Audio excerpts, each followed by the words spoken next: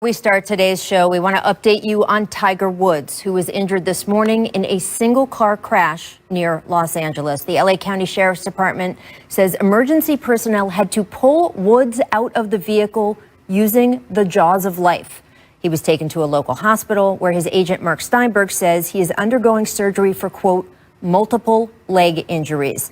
Now, Tiger was here in Los Angeles to host the PGS Tour's Genesis Invitational over the weekend. Then he stayed a couple extra days for a Golf Digest shoot that also involved Dwayne Wade and David Spade. Woods was scheduled to film more today, but obviously did not make it to the course. A few more details here from the Sheriff's Department. Emergency personnel responded to a rollover crash at approximately 7:12 a.m. local time. Woods' car sustained, quote, major damage in the crash. We, of course, wish Tiger all our best.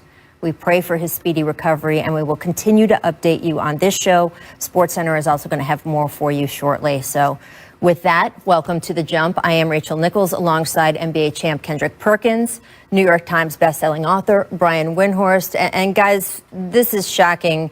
Perk, just hearing this, I know we wish Tiger's family the best.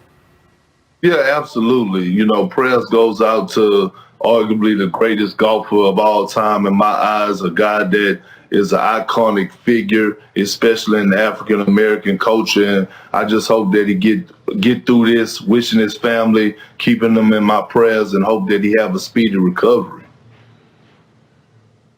Yeah, Perk, obviously, this is one of the iconic figures of our lifetime, and this is very, very concerning. I watched Tiger's interview that he gave on the Sunday telecast as the host of the Genesis Invitational. He has just had his 5th back surgery that he had just before Christmas, and you could tell that he was in a lot of discomfort and wasn't even sure when he could play again. And so you felt for him in that situation, and obviously this is not the first time he's been involved in a car crash, and so it's very, very concerning, and obviously the details really make you hope for the best here. I'll be completely honest. You sit here, and I remember sitting here just over a year ago talking about Kobe Bryant. It is shocking. It feels very shocking, and at least encouraged by Mark Steinberg, his longtime agent and friend, telling all of us in a statement that he is in surgery for, quote, multiple leg injuries. So we hope that the best comes out of that. And we will continue to update you on this show. At the bottom of the hour, we are also going to be announcing the 2021 McDonald's All-American rosters for both boys and girls. Perk and I will be joined by fellow McDonald's All-America alum Chiney Agumake. We are always excited to get to do this every year, announcing the latest crop of high school stars. Obviously, a bit of a podcast over everything today. But again, we will keep you updated on the latest with Tiger Woods. In the meantime, let's take it back to the Staples Center, discussing the Lakers' recent struggles. After last night's loss, the defending champs have lost 4 of their last 5 games. LeBron scored 31 points, had 9 rebounds, 13 assists in 43 minutes of action. But he also had 8 turnovers, went 1 of 3 from the line in the fourth quarter and overtime. And look, we keep talking about it. His workload this season has been off the charts, even for him. He has played in all 32 games this season, 3rd in the NBA in total minutes played, leads the league in minutes per game for the month of February. The last time he did that was back in 2006 when he was just 21 years old. He's 36 years old now, but after the game, as usual, LeBron did not want to hear any rest talk. Take a listen. I'm resting now. I'm sitting here talking to you guys. I'm resting when I get in my car and head home. I'm resting when I get home. I'll rest tomorrow.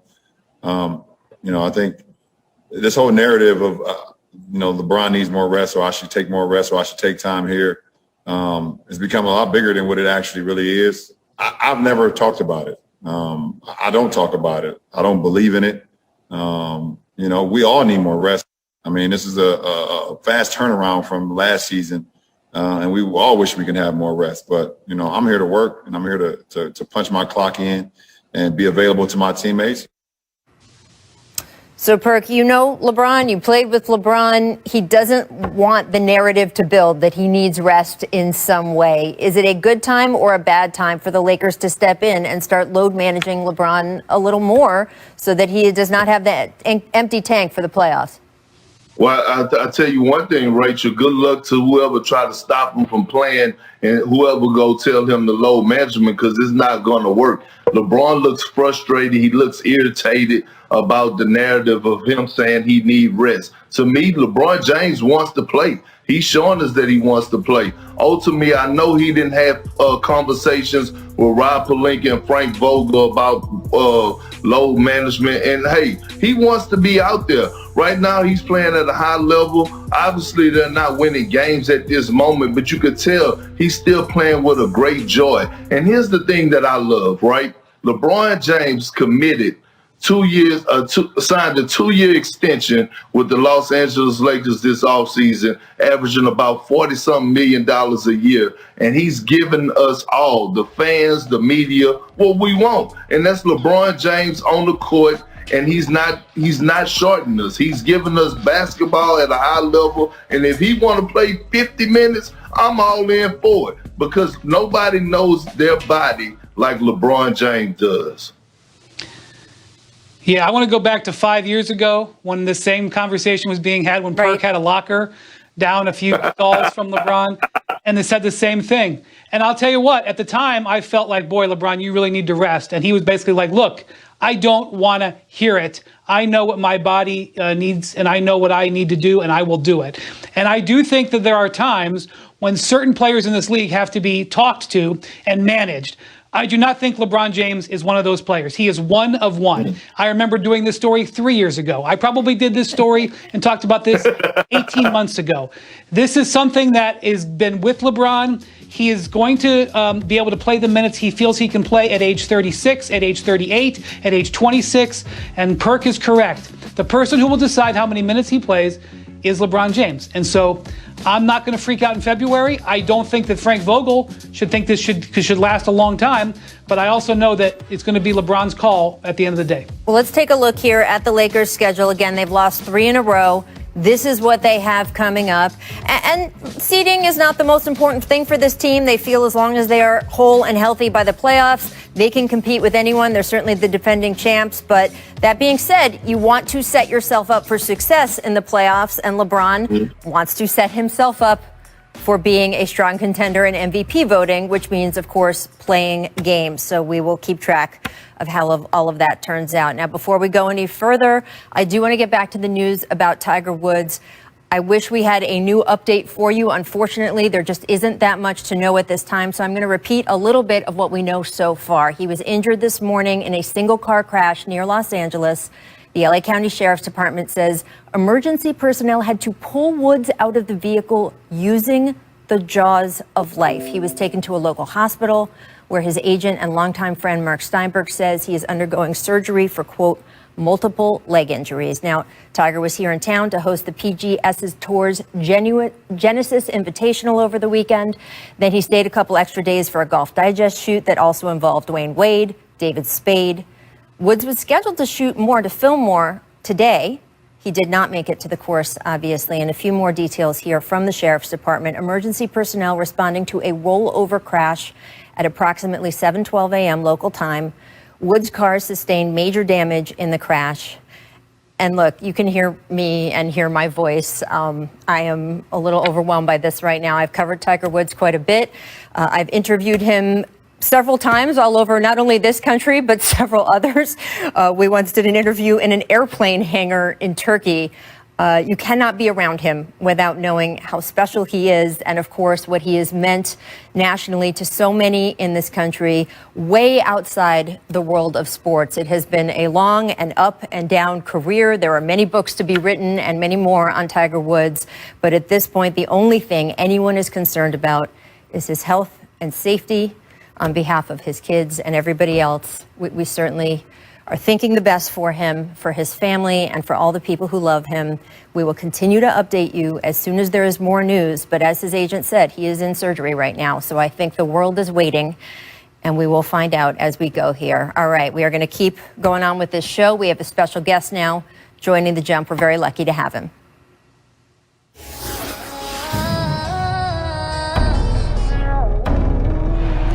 Ball exploding to the basket. John behind the back. Whoop it. Tell my thought it's a movie. Did a lot of work the last 2 years to get my body back.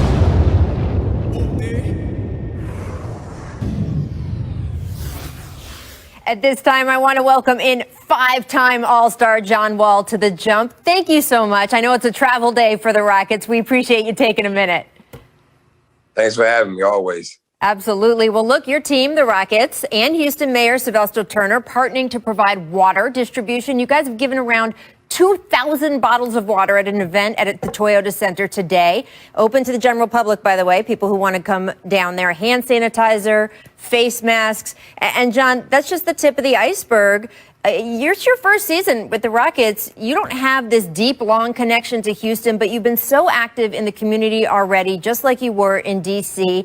And these storms this last week, all the power that people lost, the water pipes that burst. You recently provided 500 meals to families in Houston. How did all of that come about? Just trying to connect with the community. You know what I mean? Like I said before, that's one thing I'm very big in, is trying to give back as much as possible. I want to be known more than just a basketball player here in Houston. So my main objective was to try to help these families and people that was less fortunate right now through this tough time, because we didn't know none of this was going to happen. So then you come with this aspect, and me and my team came together with the John Wall Family Foundation to find ways to make sure these people can have something to eat while they're trying to get their power and electricity back home. Well, I like that the people of Texas are getting a taste of what it's like having you on one of their teams. You have been so key for the people of Washington, D.C. for so many years. What was it like to be out there this week in such a bizarre circumstance, a freak storm? They haven't had anything that bad in about a decade. And then, of course, all of the infrastructure failing the way it did. Well, luckily, we was on the road when it all happened. So when we came back, our power and water was still off for the first day or two. Mm-hmm. So we stayed at hotels, but everybody just tried to stay strong as possible, as much as we could through this tough time. And I was like, okay, I know it's going to be hard for people to find water or just find food, the ways to eat at this time. So I just try to take a burden off their back. So I think for me to be in the position I am, and other people that's in the position that we are that's less fortunate and can't help that they're going through this tough time. Well, so it's still more work that I want to do here, and more work that I want to help some of these people that might have got their houses damaged and things like that through this bad time. Also, with dealing with COVID. So we got a lot more work to do with the John Wall Family Foundation. So I just want to thank all the people for the restaurants and the catering people that helped me have the opportunity to deliver this food to these people that couldn't have none at a time. Well, I know a lot of people want to thank you and the Rockets as well. Great event that the team had today. And look, if there's anyone who knows about getting through tough times, it is you. You went 736 days, more than 2 full years, we counted, without playing in an NBA regular season game. So what does it mean to you to be back on the court? And do you feel like your old self again? Do you need any more tune-ups? Where are you with your health right now? I'm just happy to be able to play basketball and play with a team that wants me here, organization. We're trying to get guys healthy. You know, it's hard to deal with that and deal with COVID at the same time. I'm missing games. And I'm healthy. I don't need no more rhythm and things like that. I'm getting to this basket the way I want to. I'm shooting the ball better than I was before I got injured. It's just about getting chemistry down back with our team, which is hard to kind of do with no practices and things like that. But we're not the only team going through that. Everybody going through these tough times, and we all know what we signed up for coming into this season. So it's just a good start for us, and we're figuring it out. It has been eventful, certainly. You have had a crazy season. All of the drama, of course, at the start of the season, the trade with James Harden, and then news surfaced that your friend and college teammate DeMarcus Cousins no longer playing for the Rockets. Coach Stephen Silas spoke about it this morning. How do you feel about it? It's tough. I mean, I understand it's a business. It's very tough for me. You know what I mean? That's somebody I call my brother outside of basketball. And I've been through the injuries he's been through, and he's been through the same as me. And it was fun to have an opportunity to play with him again. We haven't got a chance to play together since college. We really wanted the opportunity to do that. But I know he's probably glad he's got an opportunity to show that he's back to being his old self. He can still play in his NBA, and he's not written off. So I wish him the best of luck. Hope he can find a job very soon. Yeah, it's so fun seeing you guys back out on the court together. And the Rockets, you guys, again, up and down season. You were above 500 prior to this 8-game losing streak you are now on. How do you guys get things right again? Well, we dealt with injuries, but on top of that, just the next man up. And we just got to be prepared to step up and play. When we went on our winning streak, we wasn't playing some of the best teams. And lately, we've been playing some very, very good teams in this league. And you look at the standards, it look like, well, what our record shows, we're very bad, but the standards is still so much close to be around that playoff seed. So the most important thing for us to do is just keep competing, trying to win as much as games we can before the break, and then also try to get healthy after the break and make a push. Well, look, I know the people of Houston would love to have a winning playoff basketball team, but much more importantly, what you are doing there for the community, John, I cannot say it enough. Everywhere you go, we have seen it, a true reflection of your character. So from everybody in the state of Texas, I will pass on their thank you to you and look forward to what you guys do next. Appreciate it. Thank you. Nice talking to you always. Great, John. Thanks so much. Another great reminder about how athletes are in our community. They're in our lives. They are central figures to us. And that is, of course, one of the reasons everybody is so shaken right now and following the news of Tiger Woods. We are going to continue to update you throughout this show. He is someone who has touched everyone's lives, if you have been awake and alive in this country in the last 20 years. And, of course, a huge NBA fan, also longtime season ticket holder at Orlando Magic games. Tiger used to pull me aside at basketball games, and all he wanted to talk about was the NBA. What's Kobe doing? What's this guy doing? What's that guy doing? A student of everything around him all the time, and someone who, of course, looms so large in our society. ESPN is continuing to follow the breaking news involving Tiger Woods. SportsCenter is going to be taking over on ESPN1 shortly, but not quite yet. We still have the wheel for a little bit as they get ready. So turns. Everything going on with the Dallas Cowboys. We shouldn't care, but damn it, we do. Because Dak Prescott still doesn't have a new long-term deal with the Dallas Cowboys. What's up, Jerry Jones? What's up? We'll talk about that. Plus, LeBron James and the Los Angeles Lakers on a losing streak after losing to the Washington Wizards. King James, what's going on? All that and more coming up. First takes in the house. Let's get it. The Lakers suddenly have lost 2 in a row, 3 out of 4, and you can kind of pinpoint the offense, which has taken a nosedive. All the way, not going to stop that. LeBron James to score.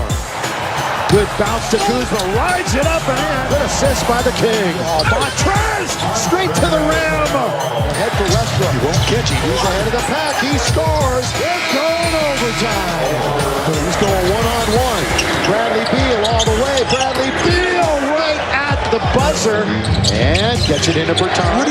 Back to Russ. Here he goes. Scores. 3-point play. This game is over, and the Wizards have won 5 in a row. The Lakers now have lost 3 straight. No bueno. What's going on, everybody? Welcome into First Take. That is Stephen A. Smith, Max Kellerman. I'm Molly Karam Rose. Fellas, top of the morning to you. Let's get it. LeBron James playing more minutes than any other Laker at the age of 36. Of course, obviously, Anthony Davis hasn't been available of late, but he isn't feeling sorry for himself. King James, talk to me. I'm resting now. I'm sitting here talking to you guys.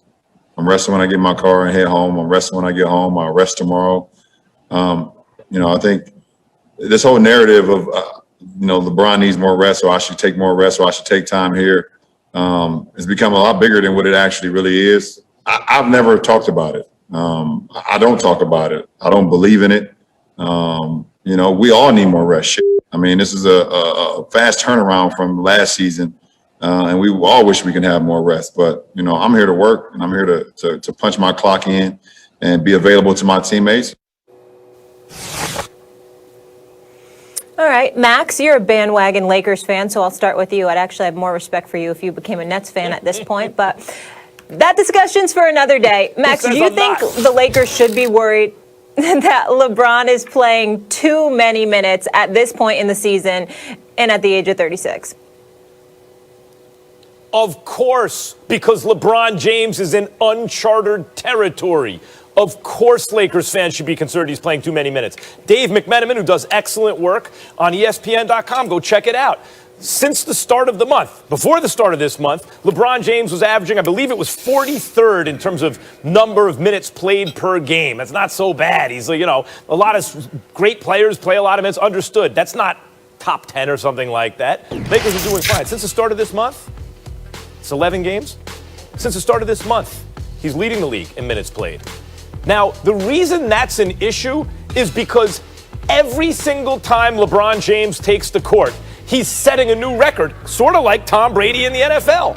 No one has ever played at his level, having logged this many minutes, this many miles on an NBA court. Ever. Never. Not even Kareem Abdul-Jabbar. It's never been done before. So every time he takes the court, we're learning something new.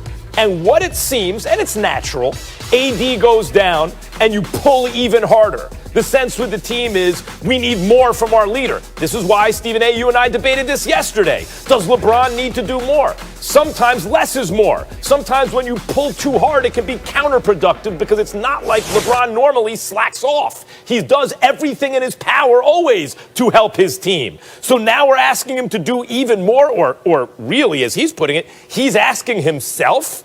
Not a good idea. Number one, because it seems the team and his own performance regresses slightly as his minutes go up. Understandable. And number two, knock wood. Stephen A., you want to avoid a catastrophic injury. Given the number of minutes this dude has already played in his career, given the fact he never really has an offseason because he plays in the finals every single year, given his usage rate and everything he has to do, not to mention his off-the-court responsibilities, which are more than any superstar in any league on the planet Earth. Yes, I am worried, as a Lakers fan, about LeBron James playing too much. Well, normally I could just dismiss what you're saying because it's the sport of basketball, and I don't know if you should have a license to talk basketball as much as you do personally. But, you know, it really in this particular instance, and Molly will laugh at this because I'm allowed to lean on football, Max Kellerman, to have fun with you this morning. I appreciate your take. I appreciate you starting your take off at 10 a.m. Eastern time, 7 a.m. Pacific out here in L.A. I appreciate you starting the show off this way because you've got me inspired. Because, you know, Molly, correct me if I'm wrong, because I think you were sitting in that chair. Max Kellerman started on First Take on July 25th, 2016. Max didn't think I would remember such a thing, but I do. And on that particular day. It is kind of unbelievable you remember the exact date. That's the day you stopped winning debates. Of course you remember.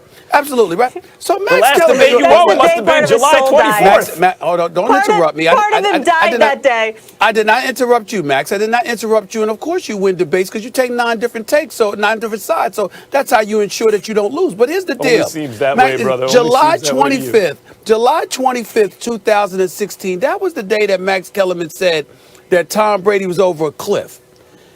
Or would be in short order within the next 18 months. Over the next 5 seasons that we have been on the air, Tom Brady has won to 4 Super Bowls and won 3. And this is the expert that wants us to take into account how, you know what, age, attrition, father time are something to be concerned about. You would think, Molly, that this man has learned his lesson about sitting there and writing folks' epitaph a little bit too early. You would think that Max Kellerman would recognize about greatness and how there's an aberration that occurs every now and then, and that there are people that defy the odds. Even Max Kellerman has ultimately came out and said there are certain people who defy the odds, which brings us to LeBron James. Who's hurt for the Los Angeles Lakers right now? That would be Anthony Davis. It would even be Dennis Schroeder.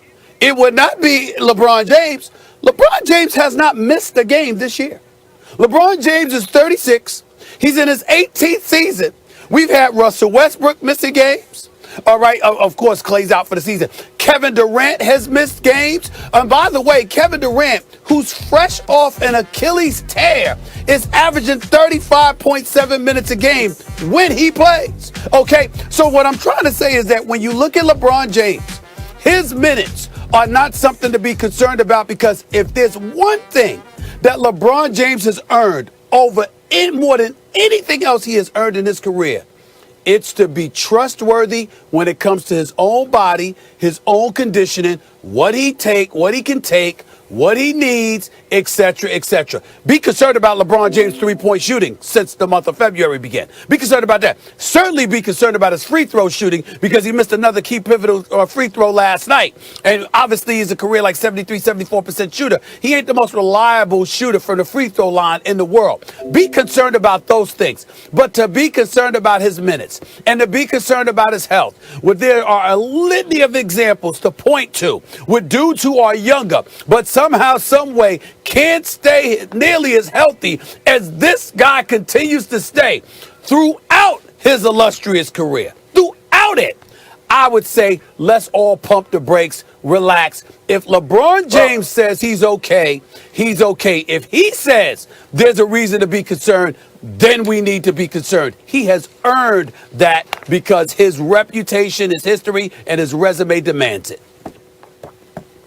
Well, you got jokes, but there is truth to what you say in terms of giving LeBron the benefit There's always of the truth doubt. to what I say. Both with Tom Brady, and I was wrong on the cliff prediction with Brady, obviously, but I was just using all of human history versus the odds that Tom Brady would And that's defy what all you're that doing by with this LeBron. margin. He did it. And that's what you're doing with LeBron. Yes. That's right. And LeBron has already done something like what Brady is doing. But that doesn't guarantee the future. Let me give you a couple examples. Let me give you one notable example.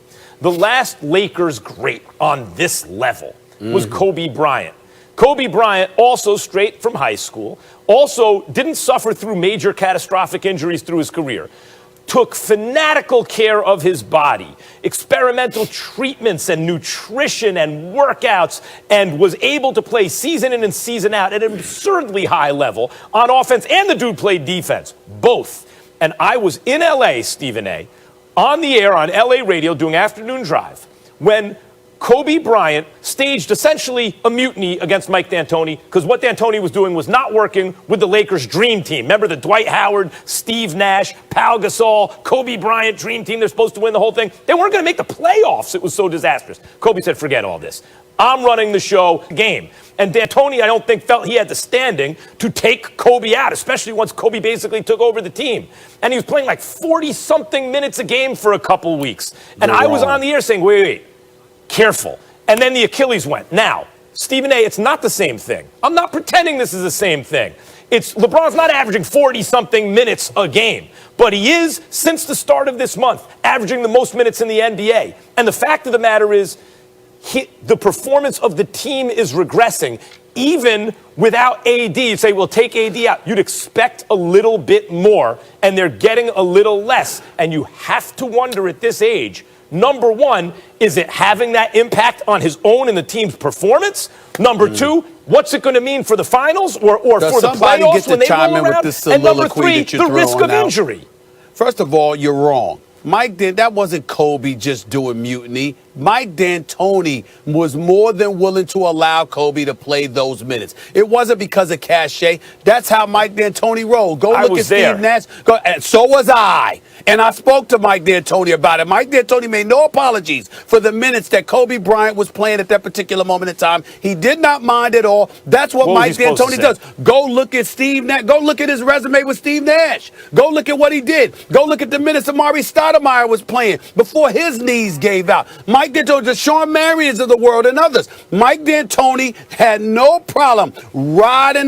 That brother would drive you into the ground. It's about now. You didn't practice heavy with Mike D'Antoni because he knew you were going to play those minutes. Whatever, he still played the minutes. That's not the point. The point is you said it was Kobe, and I'm telling you that's Mike D'Antoni as well because Mike D'Antoni's philosophy I have reason to know it was Kobe, but go ahead. Excuse me. You don't have reason to know. You don't know what you're talking about. That is false, okay? It wasn't just Kobe. It was Mike D'Antoni. Okay. Absolutely. You don't know. I'm telling you, you don't know. The fact of the matter is, this is what Mike D'Antoni does. That was his reputation. That is what he has done. And in terms of LeBron James, as it pertains to Tom Brady, what I'm saying to you is this. Because Tom Brady was that aberration, I'm saying, why can't you look at LeBron with all the evidence there for you to say, he's the aberration. He's not the one to apply your usual logic towards that father time, attrition, and all of those things. That's just the injury part.